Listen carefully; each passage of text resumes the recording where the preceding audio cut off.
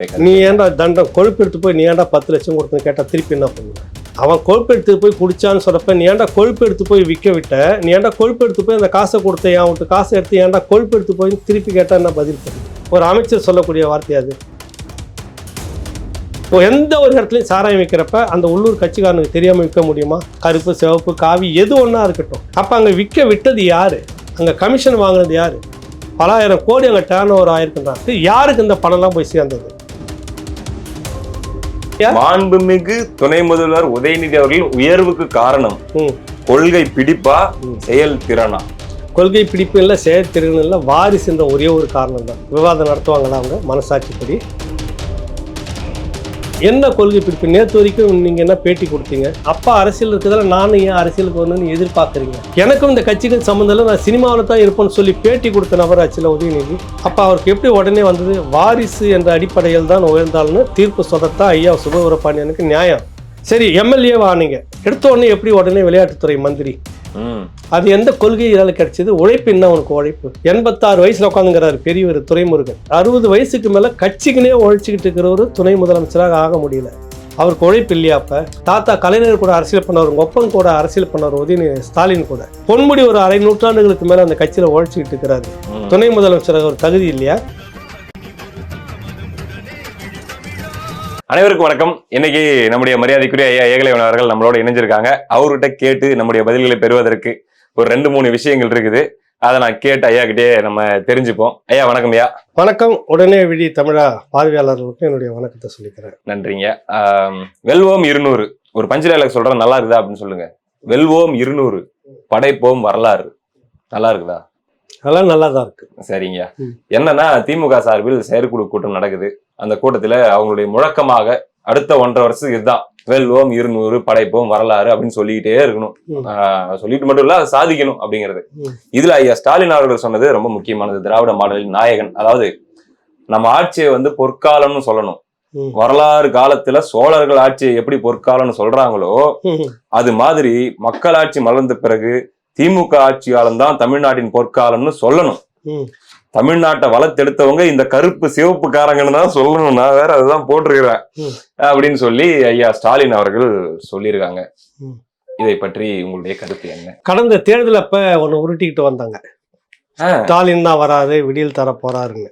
இப்ப ஆமா, இந்த தேர்தல் முடிஞ்ச அந்த தேர்தல் இப்ப அந்த விடியல் எப்படி இருக்குன்றது இந்த மக்கள் பார்த்துக்கிட்டே இருக்கிறாங்க. கள்ளக்குறிச்சி விஷ சாராயத்துல என்ன நடந்துச்சு, இப்ப நடந்த இந்த வெள்ள சேதாரம், பாண்டிச்சேரி, விழுப்புரம் இதெல்லாம் தொடங்கி இந்த பக்கத்துல அதுக்கான மக்கள் இத்தனை நாளுக்கும் இன்னும் அந்த மழை வெள்ளத்துல இன்னும் இருக்கிறாங்க. மீட்பு நடவடிக்கை நிவாரணமும் எப்படி இருக்குன்றது இன்னும் பார்த்துக்கிட்டே இருக்கிறாங்க. இப்போ விடியல் எங்கே வந்துச்சு, எப்படி வந்துச்சுன்னு எல்லா இடத்துலையும் கேட்க தொடங்கியிருக்காங்க. வந்ததுலேருந்து சட்டம் ஒழுங்கு மிக மோசமாக இருக்குது. நடு ரோட்டிலேயே ஒருத்தனுடைய உயிருக்கு பாதுகாப்பு இல்லைன்றதுக்கு சென்னையில் பிரதான ஒரு கட்சியினுடைய தலைவராக, தேசிய கட்சி இத்தனைக்கும் பகுஜன் சமாஜ் பார்ட்டி பிஎஸ்பியினுடைய கட்சி தலைவர் ஆம்ஸ்டாங் வெட்டி கொலை செய்யப்பட்டது வேடிக்கை பார்த்துக்கிட்டே இருக்கிறாங்க. உளவுத்துறை ஏற்கனவே சம்பந்தமாக 3 முறை தகவல் கொடுத்திருப்பதா சொல்லியிருந்தாங்க. அப்போ இவ்வளவுக்கு பிறகும் உங்களுக்கு சட்டம் ஒழுங்கு இங்கே நல்லா இருந்தது, அதுக்கு பிறகு மணல் கொள்ளை இல்லாமல் இருக்குது, அதுக்கு பிறகு கனிமவள கொள்ளை இல்லாமல் இருக்குது. இந்த 30,000 கோடி வச்சுக்கிட்டு என்ன பண்ணுறாங்கன்னு தெரியாமல் முழிச்சுக்கிட்டு இருக்கிறாங்கன்னு கட்சியினுடைய ஒரு மூத்த அமைச்சரே சொல்லி, அது இல்லை பொய் அப்படின்னு சொல்லிட்டு நீங்கள் வழக்கு போட போகிறதா சொன்னதெல்லாம் என்ன ஆச்சுன்னு பல கேள்விகள் இருக்குது. இந்த பக்கம் குடியாத்த குமரன் ஒருத்தர் 60,000 கோடி மணல்ல ஒருத்தர் வச்சுட்டு என்ன பண்றதுன்னு தெரியாம முழிச்சுக்கிட்டு இருக்கிறாரு அப்படின்னு. இப்ப இதெல்லாம் விடியல் வந்துருச்சா? கண்ணு கூசுதுங்க. இல்ல சொல்றேன், ஸ்டாலின் தான் வராரு, விடியல் தர போறாரு. என்ன நடந்துச்சு அப்படின்னு ஒண்ணு இருக்குது. இந்த சென்னை இதுல இது வரைக்கும் கொட்டி இருக்கிற பணமே 4,000 கோடிக்கு மேல அப்படின்னு சொல்றீங்க. இந்த மழை நீர் வடிகால் இதுங்களுக்கு அந்த 4,000 கோடி என்ன ஆச்சுன்னு கேள்வி கேட்டா திருப்ப வெள்ள அறிக்கை கொடுன்னு கேட்டா அதெல்லாம் இல்லை, நாங்க பேசுறதே வெள்ள அறிக்கைன்னு சொல்லிட்டு இருக்கிறீங்க. இது வரைக்கும் ஒரு சொட்டு கூட நிக்காதுன்றீங்க, ஆனா குளமா நிக்குது, ஏரியா நிக்குது. எங்க விடியல் வந்துச்சு? மக்கள் பார்த்துக்கிட்டே இருக்கிறாங்க உங்களுக்கு. அப்ப நீங்க இப்ப சொல்றீங்கல்ல 200 வெல்வோம் 200 வெல்வோம் 200 200ல 200க்கு மேல கூட நீங்க வெல்லணும். மக்கள் தான் முடிவு பண்ணணும். நீ காசு கொடுக்காம கூப்பிடணும். இன்னொருத்தர் பிரசாந்த் கிஷோர் மாதிரி கூப்பிட்டு வச்சுக்காம நீங்க மக்களை சந்திக்கணும். மக்கள் இன்னைக்கு எல்லாம் செய்திருக்கீங்க, மக்கள் எனக்கு ஓட்டு போடுவாங்க, 200 தொகுதி நாங்கள் எடுப்போம் அப்படின்னு சொல்றேன். நீங்க ஓட்டுக்கு காசு கொடுக்கக்கூடாது, பிரசாந்த் கிஷோர்களை இங்க கூட்டிட்டு வரக்கூடாது, இந்த மக்களுக்கு நான் நல்லது செய்திருக்கேன், இந்த மக்கள் என்னை தேர்ந்தெடுப்பார்கள் நம்பிக்கையில நீங்க உட்காந்துட்டு இருக்கணும். செய்வீங்களா? புது கேம் ரூல்ஸா சொல்றீங்க. இப்ப சொல்றேன் இல்ல, நீங்க இதெல்லாம் செய்யணும். நீ ஏன் பிரசாந்த் கிஷோர் கூட இருந்த இன்னொரு ஆளை இப்ப கூட்டிட்டு வரீங்க? சுனில் கூட்டிட்டு வந்திருக்கீங்க, பேசிட்டாங்க, பேரம் பேசிட்டாங்க, நடந்துகிட்டு இருக்குன்றீங்க. அப்போ உங்களுக்கு உங்க கொள்கை மேல நம்பிக்கை இல்லை, நீங்க மக்களுக்கு செய்ததன் மேல நம்பிக்கை இல்லை. நீ நல்லவனாச்சு, ஏன் இருட்டுல போய் நிக்கிற? யோக்கியனுக்கு என்ன இருட்டுல வேலை? கேள்வி வருதா இல்லையா? எதுக்கு இருட்டுல போய் நிக்கிற? எதுக்கு இந்த மாதிரியான வேலைகளை செய்யற? பணத்தை ஏன் இப்போவே ஒதுக்குறீங்க? தேர்தலுக்கு பணம் கொடுக்காமல் மக்களை கூட்டிட்டு போய் அப்படியே வந்து பட்டியல அடைக்காம பணம் கொடுத்து வேலை செய்யாம போட்டு காசு கொடுக்காம உங்களால் ஜெயிக்க முடியும்னு ஒரு முறை நீங்க ஒரு தேர்தலை நிரூபிச்சு காட்டுங்க. 200ல 250 கூட நீங்க எடுத்துங்க. பக்கத்துல இங்க 200 இருக்கு, 234 10 பக்கத்து மாநிலத்தை கூட கடை வாங்கிக்கோங்க. எங்களுக்கு 250 இருந்தா அங்க கெத்தா இருக்குன்னு வாங்கிக்கோங்க. உங்களால நினைச்செல்லாம் வாங்க முடியாது, கொடுத்துருவாங்கல்ல. அப்படி வாங்கி வச்சுங்க, ஜெயிச்சுட்டு போங்க. யாரை ஏமாற்ற நீங்க ஒரு எப்பயுமே வசனங்களை வந்து இனிக்க நாக்களை தடகி 1967 ஆட்சியில வந்தோடனே மாட கூட கோபுரங்கள்ல மாட மாளிகைகளாக மாறும், ஏழை குடிசைகள் மாளிகை. அண்ணா பேசின வசனங்கள். இந்த சிவாஜி படத்துல ரஜினி நடந்து போயிட்டே இருக்கும்போது பின்னாடி அப்படியே பில்டிங் வந்துட்டே இருக்குமே, அந்த மாதிரி வந்து உண்மையில அப்படி பேசுறாங்க. 1967 வந்து படியரிசி நிச்சயம் 3 படி லட்சியம். மக்கள் எல்லாம் அப்ப வந்து அரிசி தட்டுப்பாடு உங்களுக்கு அந்த காலகட்டத்துல. படியரிசி நிச்சயம். அவன் பேசின வசனம் எல்லாம் திமுக கார மாதிரி யாருமே நீங்க பேச முடியாது. நல்லா டைலாக்ல நல்லா வசனம் தேர்ந்தெடுத்துட்டு பாத்தீங்கன்னாக்கா விடியல் ஆட்சி அப்படின்னா எங்கடா விடிஞ்சதுன்னு கேட்டா இந்த விடியுது அப்படின்னா அவங்க குடும்பத்துக்கு விடிஞ்சு இருக்குது. பல ஆயிரம் கோடி விடிஞ்சிருச்சு அவங்க குடும்பத்துக்கு. அவங்க குடும்பத்தின் பேர்ல சதுரம் வட்டம் எல்லாம் நடந்துகிட்டு இருக்குது. மக்களுக்கு விடிஞ்சதா? நேத்துல இருந்து ஒரு 100 பேர் குடிகாரனா இருந்தானா இன்னைக்கு 1000 பேர் குடிகாரனா மாறி இருக்கிறான். 100 குடும்பம் தாலி எடுத்துட்டு ரோட்ல நிக்கனா இன்னைக்கு 1000 குடும்பம் தாலி எடுத்து ரோட்ல நிக்குது. இதை தாண்டி நீ என்ன சாதனை பண்ணிருக்கிற?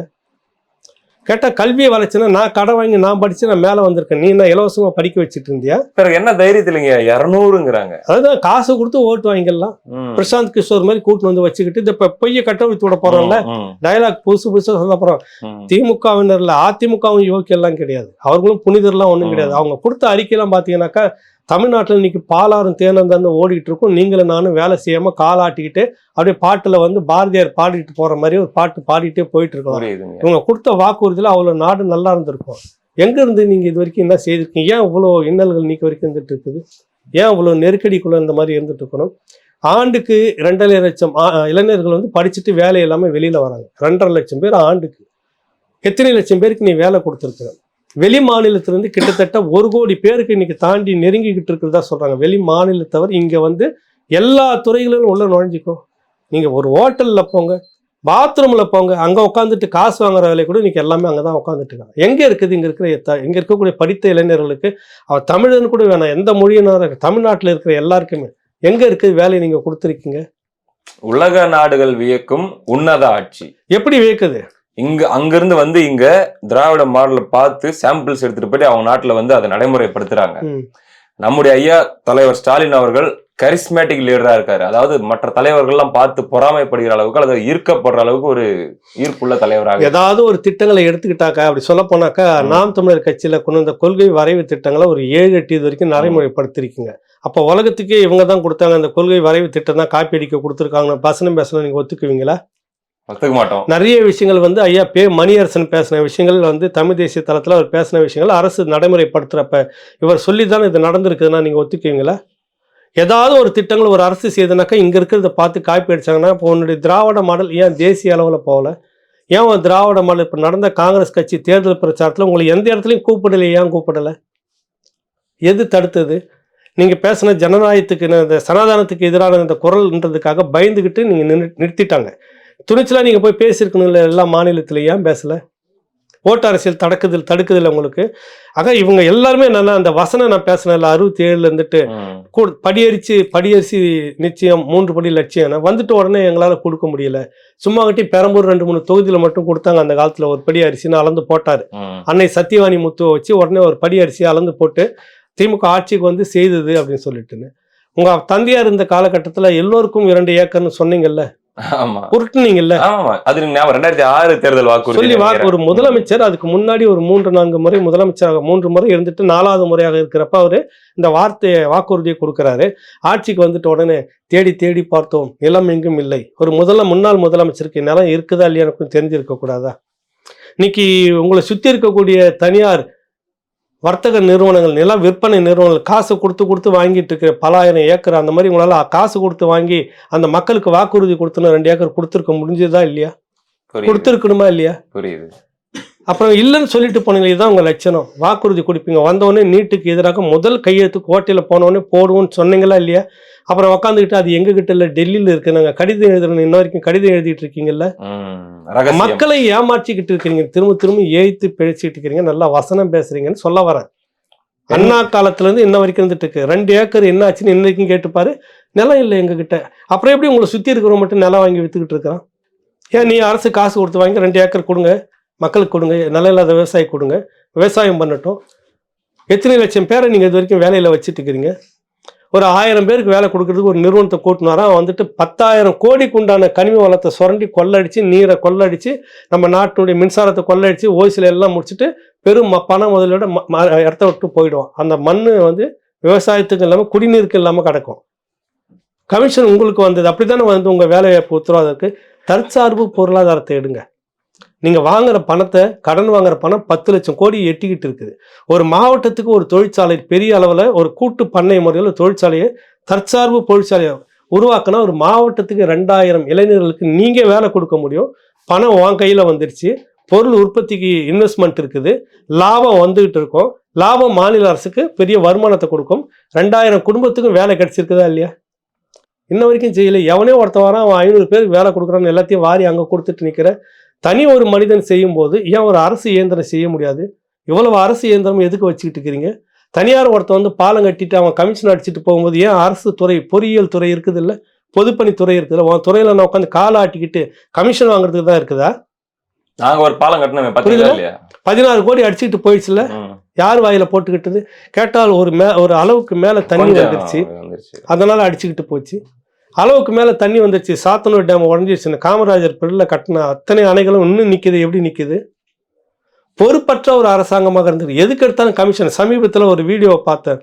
ஒரு ஒன்றிய தலைவர் வந்து 7 லட்சமா ஊராட்சி தலைவர் வந்து ஒன்றிய தலைவர்கிட்ட கேட்கிறாரு, காசு ரோடு போடுற காசு என் கமிஷன் எங்கன்னு கேட்கறான் உட்காந்துக்கிட்டு. பகிரங்கமா பேசுறேன். நீங்க மட்டும் கமிஷன் எடுத்துக்கிட்டே போகணுமா? 100 ரூபாய் ஒரு வேலை நடக்குது, 100 கோடினாக்கா 40 கோடி கமிஷன், 40% கமிஷன்.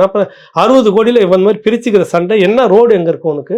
பேப்பர் மாதிரி ரோடு போட்டு இந்த மாதிரி பொறுப்புல இருக்கிறவங்க மட்டும் 2360 பேரு, 2630 பேர் திமுக இருக்காங்க கவுன்சிலர். இல்ல சொல்றேன், இப்ப 2600 பேர் சராசரியா 1 கோடின்னு எடுத்தா கூட எத்தனை ஆயிரம் கோடி அங்க வந்து போகுது. எல்லாம் என் வீட்டு பணம் தானே. நான் ஏன் மின்சார கட்டணத்தை இவ்வளவு உயர்த்தி நீ மாதிரி போட்டுட்டே இருக்கிறேன், நான் கட்டிக்கிட்டே நான் ஏன் சாகணும்? என் வீட்டு வரியை நான் ஏன் உயர்த்திக்கணும்? இவனுங்க மட்டும் கோடி சொன்னா இவ்வளோ பேர் வந்திருக்கு. நேற்று வரைக்கும் அனாதையா ரோட்ல இருந்துட்டு இன்னைக்கு வந்து பார்த்தா பட்டு வேஷ்டி பட்டு சட்டம், உனக்கு கார் இத்தனை, உனக்கு இத்தனை ஆயிரம் கோடி எங்கேருந்து வந்துச்சு? மக்கள் கேட்கணும் இல்லை? ஒரு நாள் எல்லாம் பொங்கி எழுந்து கேட்பாங்க. வெளிநாட்டில் நடக்குது, இங்கேயும் நடக்காமலாம் போயிடாது. விடியலாட்சி உரட்டல் இதெல்லாம் சரி. திமுகவும் பொருந்து அதிமுக பொருந்து 2 கட்சியுமே பேசுகிறேன். நீங்கள் இந்த இந்த இந்த நாட்டை வந்து இந்த இளைஞர்களுடைய இவங்களோட நலனை வந்து நீங்கள் குறைச்சிட்டீங்கன்னு நான் சொல்கிறேன். நான் சரியான வேலை வாய்ப்பு தளத்தை உருவாக்கல, சரியான திட்டங்களை கொண்டு வரல. 10 லட்சம் கோடி கடனை வாங்கிட்டு நாங்கள் சிறப்பாக செய்தோம். சிறப்பாக கடன் வாங்காமல் குடும்பத்தை சமாளிப்பவன் தான் குடும்ப தலைவன். வர வருமானத்தை வச்சு டெவலப்மெண்ட் பெருக்கி குடும்பத்தில் வந்து எல்லாருக்கும் உண்டானது செய்து சேர்த்து வைக்கிற மாதிரி தான் அவன் தான் சரியான தலைவன்.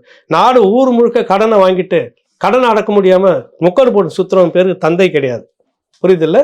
நீ 10 லட்சம் கோடியை வாங்கி வச்சிருக்கிறீங்க இங்கே தமிழ்நாட்டில். 10 லட்சம் கோடி நான் கட்டணும், நீ கட்டணும், எல்லாருமே இங்கே இருக்கிறவங்களாம் கட்டணும்.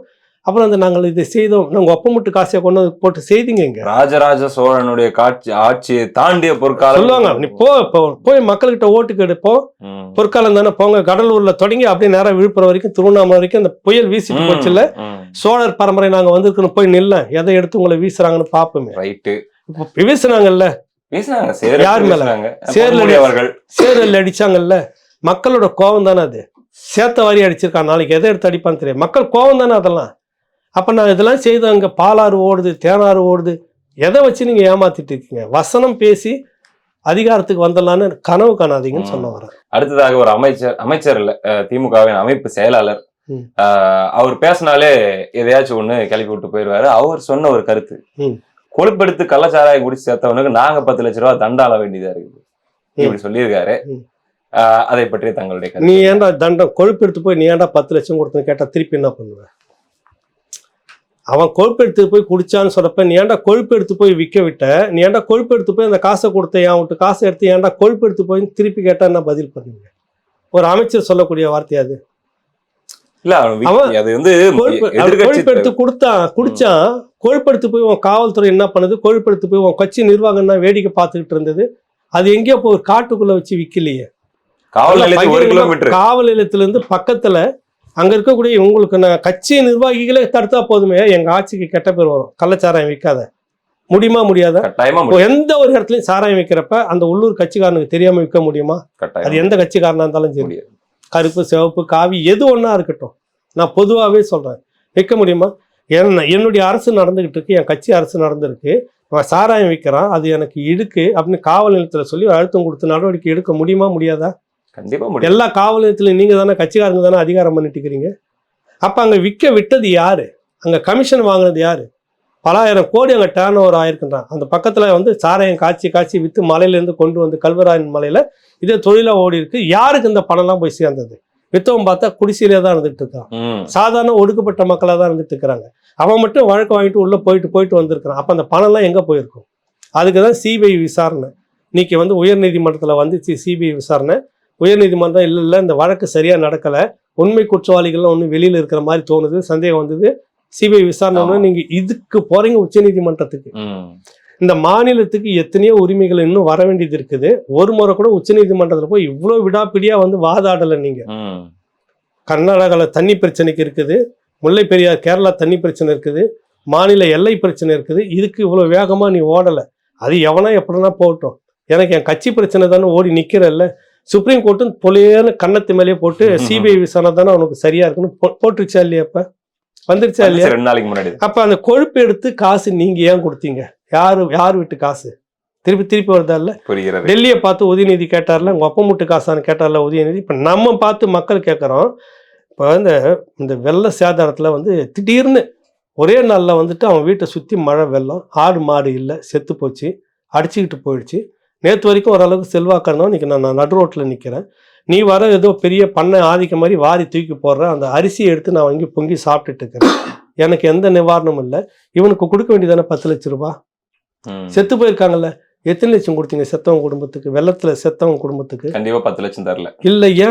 குடிச்சு செத்தா 10 லட்சம். அப்ப கொழுப்பெடுத்தவன் செய்த வேலை. நான் திருப்பி அந்த வார்த்தையை கேட்டேன்னா, நான் சொல்லல, நீங்க சொன்னதெல்லாம் அந்த வார்த்தையை நான் திருப்பி சொல்றேன். அப்ப ஏன் திருப்பி கேட்கறது? எப்படியாச்சும் மறைச்சிடணும்ன்ற பதட்டத்துல தானே அந்த 10 லட்சம். அதுதான் நீங்க அது வந்து எண்ணத்துக்காக அந்த 10 லட்சம் கொடுத்தீங்க. அப்ப இங்க இருந்து நாடு முழுக்க கார்த்தி போச்சு. அவனை தூக்கி உள்ள வச்சு அவனை சிறையில வச்சு போல பண்ணி முன்னா செய்யணுமே செய்திருந்தேனாக்கா அது நியாயம். அவனுக்கு போய் 10 லட்சம் கொடுத்தீங்கன்னாக்கா தியாகி ஆயிட்டான்ல. ஏன்னா எல்லை போராட்டத்துல இருந்துட்டா வந்தான், எல்லாம் தான் கழுவி ஊத்துனாங்க நாடு. சுதந்திர போராட்டத்தில் இருந்தா வந்தான். சுதந்திர போராட்டத்தில் இருந்து வந்தவங்களே 1000 ரூபாய் பென்ஷனுக்கு நடையா நடந்து செத்து போனவங்க ஆயிரக்கணக்கான பேர். அவமானப்பட்டுச்சு, இவங்ககிட்ட போய் நிக்க கூடாதுன்னு போனவங்க எத்தனையோ பேர்லாம் இருக்கிறாங்க. நான் கேட்க மாட்டேன், நாட்டுக்கு நான் அதை எதிர்பார்க்காம தான் செய்தேன், எனக்கு எந்த பென்ஷனும் வேணாம்னு சொன்னவங்க எத்தனை 1000 பேர்லாம் இருக்காங்க. அவனுக்குலாம் சேர்ந்து ஒரு மரியாதை கூட உங்களால செய்ய முடியல இன்ன வரைக்கும். செத்தவனுக்கு போய் 10 லட்சம் கொடுத்து விட்டு நாங்கள் கொடுத்தோம், கொழுப்பு எடுத்து போய் கொடுத்தோன்னு வேற சொல்றேன். அவன் கொழுப்பு எடுத்து குடிச்சான், சரி, நீ கொழுப்பு எடுத்து போய் நான் கொடுத்த அந்த கேள்வி வருதா இல்லையா? வருகிறது. ஐயா, நீங்க வார்த்தையை விடுறீங்க, அந்த வார்த்தை திரும்ப உங்களுக்கே வருது. முதல்ல நிதானம் உங்ககிட்ட இருக்கணும்னு நான் சொல்ல வரேன். அடுத்ததாக கடைசியா, ஏன்னா எங்காலு இவரை பத்தி நான் பேசாம இருக்க முடியாதுங்க. அப்பப்ப இவர் ஏதாச்சும் ஒண்ணு போட்டாரு எனக்கு ஒரு பிராண்ட் ஆரம்பிச்சிடும். அதனால படிக்கிறேன், நீங்க அப்படியே பதில் சொல்ல ஆரம்பிச்சிருங்க. உதயநிதி ஸ்டாலின் அவர்களின் பிறந்த நாளை முன்னிட்டு அது ஒரு மாசமா நடந்துட்டு இருக்குதுங்க. உதயநிதி உதய நாள்ன்ட்டு ஏதோ பண்ணிட்டு இருக்கிறாங்க, பாட்டுலாம் வெளியிட்டாங்க, நல்ல பாட்டு. மாபெரும் சிறப்பு பட்டிமன்றம் தலைப்பு நான் சொல்றேங்க. மாண்புமிகு துணை முதல்வர் உதயநிதி அவர்களின் உயர்வுக்கு காரணம் கொள்கை பிடிப்பா செயல் திறனா? இது வரைக்கும் ஓகே. நடுவர் பேராசிரியர் சுப வீரபாண்டியன் தங்களுடைய மேலான கருத்துக்களை எதிர்பார்த்து உட்கார்ந்துட்டு இருக்கிறேன். மருத்துவக்குரிய ஐயா பேராசிரியர் வந்து அவரு நிறைய அவருடைய புத்தகம் தான் நான் வாசிச்சேன், நான் மறுக்கலை. நிறைய பேட்டில் அது பெருமையாகவே சொல்லியிருக்கிறேன். அவருடைய தொடக்க கால தமிழ் தேசிய அரசியலை தான் நாங்கள்லாம் எடுத்துக்கிறோம். என்ன போகிற பிள்ளைகள் நிறைய பேர் அதை தான் எடுத்துக்கிட்டோம். பேராசிரியர் எங்கே இடம் மாறினார்னு இன்ன வரைக்கும் எங்களுக்கு தெரியல, எங்கே மனம் மாறினார்னு தெரியல. நடுவர் நல்லபடியா தீர்ப்பு சொல்லுவாரு. தலைப்பு என்ன சொன்னீங்க? அதாவது கொள்கையா? மாண்புமிகு துணை முதல்வர் உதயநிதி அவர்களின் உயர்வுக்கு காரணம் கொள்கை பிடிப்பா செயல் திறனா? கொள்கை பிடிப்பு இல்ல, செயற்திறன் இல்ல, வாரிசுன்ற ஒரே ஒரு காரணம் தான். விவாதம் நடத்துவாங்களா அவங்க மனசாட்சிப்படி? 1 லட்சம் உதயநிதிகள் இந்த கட்சிக்குள்ள இருக்கிறான். உழைச்சவன், சிறைக்கு போனோம், போஸ்ட் ஓட்டுறோம், கொடி பிடிச்சவன், கோஷம் போட்டவன், சொத்தை இழந்தவன் 1 லட்சம் உதயநிதி இருக்கிறான் அந்த கட்சியில. காலங்காலமா அரை நூற்றாண்டுகளுக்கு மேலன்னா 50 வயசு ஆயிட்டு இருக்கும்.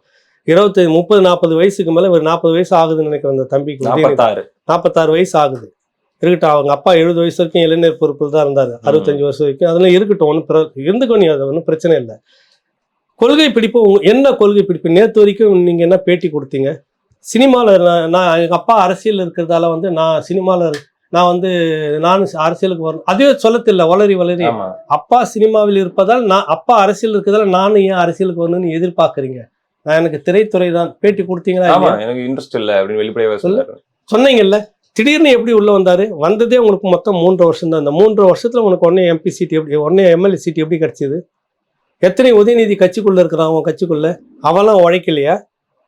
எனக்கும் இந்த கட்சிக்கும் சம்மந்தம் இல்லை, நான் சினிமாவில் தான் இருப்பேன்னு சொல்லி பேட்டி கொடுத்த நபர் ஆச்சுல உதயநிதி.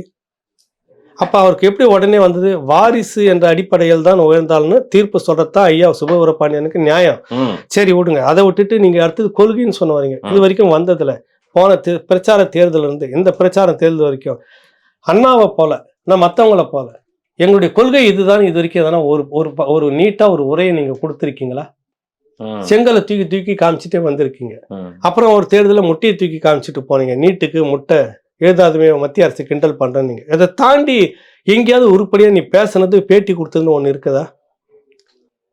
என்ன கொள்கை வாங்கட்டுமாலும் உங்க கொள்கையை நான் சொல்லலாம். திமுக உங்க கொள்கையை நீங்க சொல்லிட்டீங்கன்னாக்கா நாளைக்கு நம்ம மட்டையை அடிச்சுக்கிறோம். ஒரே ஒரு விவாதத்துல இதுதான் எங்க கொள்கை. நீங்க மட்டும் தெளிவா உட்காந்து பேசணும். உதயநிதி அவர்கள். ஆமா, நீங்க யாரை வேணாலும் கூட வச்சுங்க. என்ன கொள்கை? எப்படி நீங்க உயர்ந்தீங்க?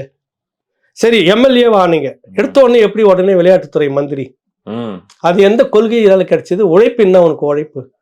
மற்றவங்களாம் உழைக்கலையா? 86 வயசுல உட்காந்துங்கிறாரு பெரியவர் துரைமுருகன். 86 வயசுல கிட்டத்தட்ட 50 வருஷத்துக்கு மேல, 60 வருஷத்துக்கு மேல, அவருடைய 26 சட்டக்கல்லூரிலாம் முடிச்சுட்டு வரப்ப அந்த கட்டத்திலே வராரு அரசியலுக்கு.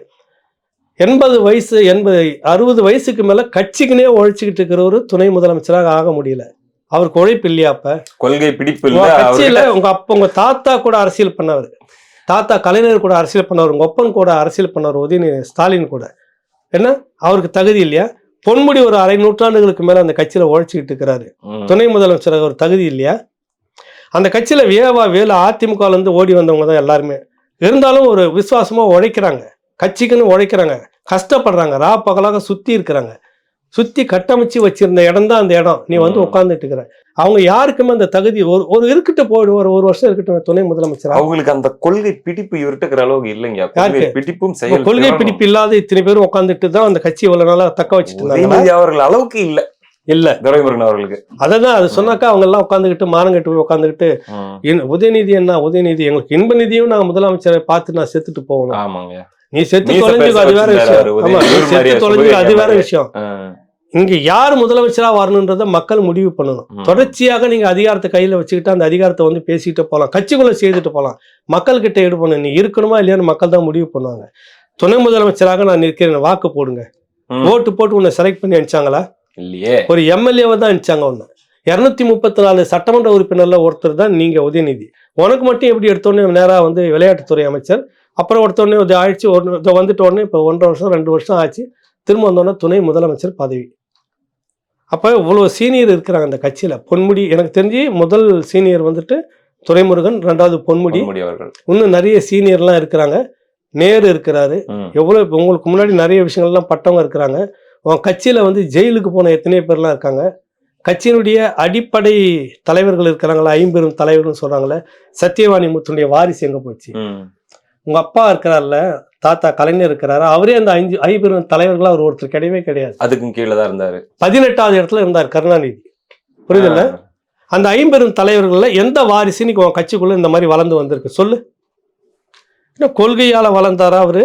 உழைப்பால் வந்த உழைப்பு இல்லை கொள்கை இல்லை வாரிசுன்றதால தான் வளர்ந்தாரு. ஒரே வார்த்தை அதான் சொல்லணும். தீர்ப்பே அதான் தீர்ப்பே அதான். அப்படிதான் சொல்லணும். மனசாட்சி இருந்து நீ வேற எதுக்கு ஆசைப்படாம நெஞ்சில கை வச்சு மனசாட்சி இப்படி தீர்ப்பு சொல்லணும்னா நடுவர். கொள்கையும் இல்லை இவர்கிட்ட, உழைப்பும் கிடையாது. உழைப்புன்னு பாத்தீங்கன்னா துரைமுருகன் போன்ற 60 வயசு அனுபவம் கொண்டவர். வயசு 86. கட்சிக்காக உழைச்சவங்க நிறைய பேர் இருக்கிறாங்க. அவங்களுக்கு தான் போயிருக்கணும். அப்ப இவர் எப்படி உயர்ந்தாருன்னா வாரிசுன்ற ஒரே ஒரு காரணத்துக்காக உயர்ந்தாருன்னு தீர்ப்பு சொல்லிட்டாருனாக்கா அவருக்கு கிடைக்க வேண்டியது கிடைக்கும்னு நான் நினைக்கிறேன். ஆனா கிடைக்காது அப்படி சொன்னாக்கா. கிடைக்க வேண்டியது கிடைக்காது, கிடைக்க கூடாது ஏதாச்சும். அதனால உழைப்பால் தான் உயர்ந்தாரு. இதெல்லாம் நாட்டுக்கு ரொம்ப முக்கியம் இல்ல. ரெண்டாலையும் உயர்ந்தாருன்னு ஒரு எடுத்து வைப்பாரு பாருங்க. இந்த சோத்துல ஒரு காமெடியில செங்கல்ல தூக்கி வைப்பாரு கவுண்டமணி. அப்படி இந்த 2 விஷயமும் ஒரு சேர கலந்து உயர்ந்தார் அப்படின்னு சொல்லி ஒரு தீர்ப்பு வரும் பாருங்க. இவ்வளவு நேரம் நமக்காக உங்களுடைய நேரத்தை ஒதுக்கி உங்களுடைய கருத்துக்களை சொன்னதுக்கு ரொம்ப நன்றிங்க. நன்றி. வணக்கம் தம்பி. வணக்கம்.